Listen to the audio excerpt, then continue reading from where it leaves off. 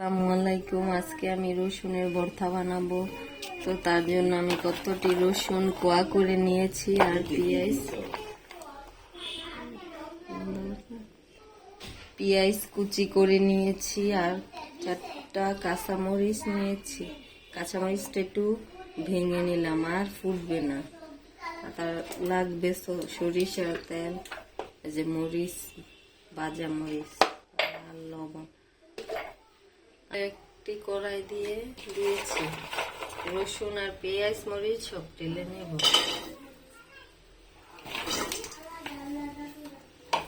তো দেখি রসুনটা কি ভাজা হচ্ছে নাকি।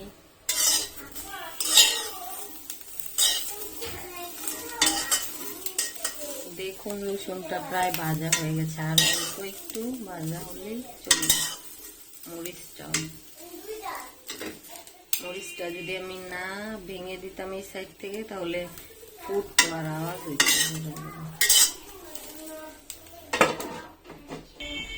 দেখি এবার আর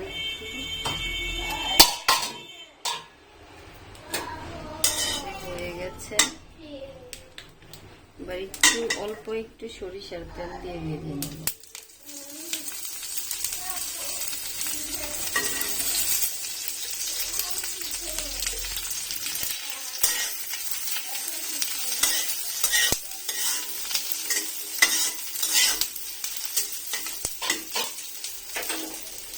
একটু ভালোভাবে ভাজার জন্য ঢাকনা দিয়ে ঢেকে। এটা কিন্তু পুরো কাজটাই করতে হবে লো মিডিয়ামে আঁচ দিয়ে। দেখি এবার পুরো ভাজা হয়ে গেছে। হ্যাঁ, দেখুন মরিচ পেঁয়াজ খুব ভালোভাবে ভাজা।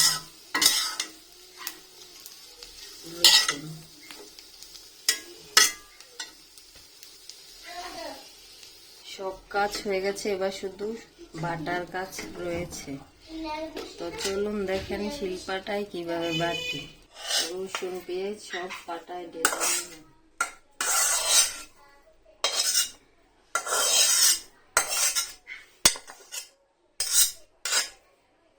দিচ্ছি 1 চামচ পরিমাণ লবণ।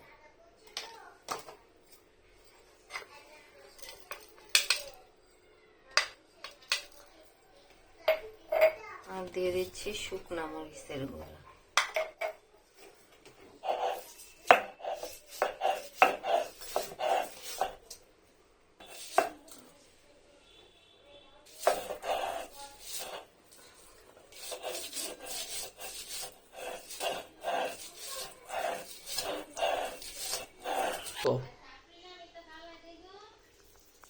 দেখুন ভর্তাটা কত মিহি হয়েছে।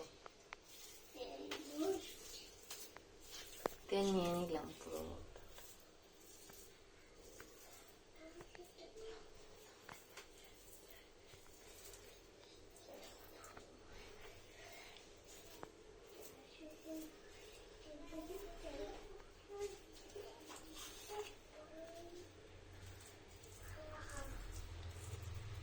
আপনারা এই প্রসেসে ভর্তাটা বানিয়ে দেখতে পারেন কিরকম হয়।